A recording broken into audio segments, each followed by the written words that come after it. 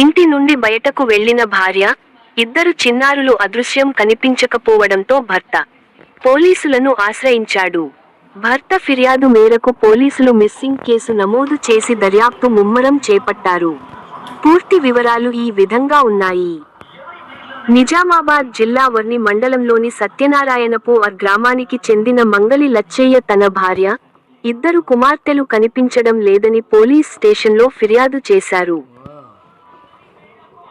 ఫిర్యాదు ప్రకారం ఆయన భార్య 27 ఏళ్ల మంగలి కల్పన అనే, 4 ఏళ్ల కుమార్తె అక్షర, 2 ఏళ్ల వయసు గల శ్రీవిద్య 5 రోజుల క్రితం ఇంటి నుంచి బయటకు వెళ్లి తిరిగి ఇంటికి రాకపోవడంతో బంధువులు, తెలిసిన ప్రాంతాల్లో గాలించినప్పటికీ వారి ఆచూకీ లభించకపోవడంతో శనివారం పోలీసులను ఆశ్రయించారు.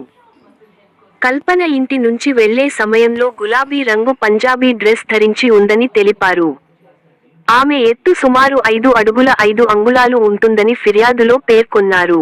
ఈ మేరకు పోలీసులు మిస్సింగ్ కేసు నమోదు చేసి దర్యాప్తు ప్రారంభించారు.